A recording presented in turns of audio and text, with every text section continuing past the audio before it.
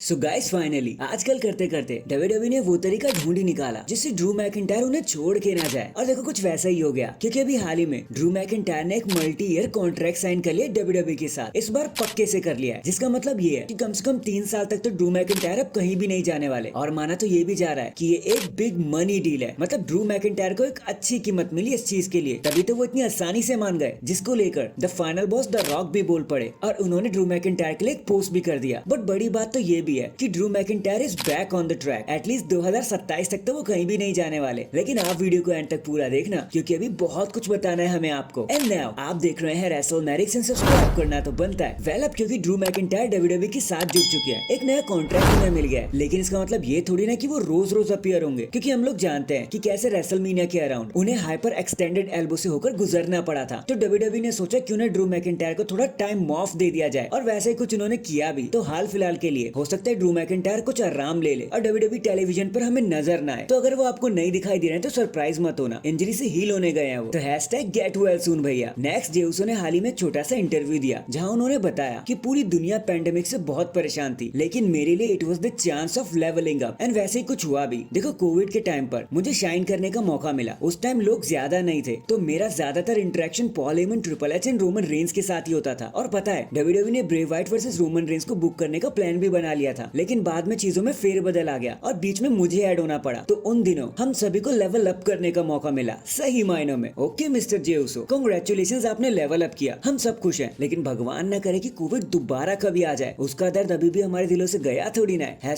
ऐसा कभी ना हो भाई। इसके बाद दी अंडरटेकर ने 6 फीट अंडर पर आकर एक बार फिर से अपना मुंह खोल दिया, और इस बार ट्रिपल एच के लिए। उन्होंने कहा कि देखो बिजनेस ट्रिपल एच के ब्लड में ही है। वो पहले से ही बिजनेस को बड़ा करने के बारे में सोचते रहते थे। उनके आइडियाज, लोगों के प्रति प्यार, सबको इतने प्यार से समझना, बिजनेस की समझ, फैंस को समझना, कहीं ना कहीं ये सारी चीजें पहले से उनके अंदर चल रही थी। एंड इसलिए आज वो अपने बिजनेस को इतने मस्त और सक्सेसफुल तरीके से चला रहे हैं। और जिस तरीके से वो टैलेंट को समझ जाते हैं ना कि कैसे काम करना चाहिए, उसके लिए तो उनकी जितनी तारीफ करी जाए उतना कम है। वैसे टेकर ट्रिपल एच की लीडरशिप के बारे में तो आज पूरी दुनिया बात कर रही है। तो जो भी आपने कहा है वो 16% सच है। तो #respect triple H and respect the Undertaker. In the end हम उम्मीद करते हैं कि आप ड्राफ्ट नाइट 2 के लिए पूरी तरीके से तैयार होंगे, जो कल मंडे नाइट रॉ पर हमें देखने के लिए मिल भी जाएगा। तो कुछ रूमर्स उसके बारे में आ रहा है, तो हमने सोचा चलो उसके बारे में बात कर ली जाए। देखो एक तो ये कि हमने देखा था कि स्मैकडाउन पर कैसे ज्यादा चीजें मूव नहीं हुई थी, लेकिन मंडे नाइट रॉ पर ऐसा नहीं होगा। हमें ज्यादा से ज्यादा ड्राफ्ट होते हुए नजर आएंगे, ज्यादा से ज्यादा सुपरस्टार्स एक दूसरे के ब्रांड को स्विच करेंगे, ऐसा मंडे नाइट पर होगा। और रही बात गंथर की, तो उनको लेकर भी बहुत स्ट्रॉन्ग रूमर आ रहा है कि वो स्मैकडाउन पर मूव होने वाले हैं, ताकि उनको एक न्यूज स्टोरी मिल सके। एंड इसके रूमर तो बहुत पहले से ही आ रहे थे कि गंथर अपना ब्रांड स्विच करने वाले हैं। बाकी लेट्स सी,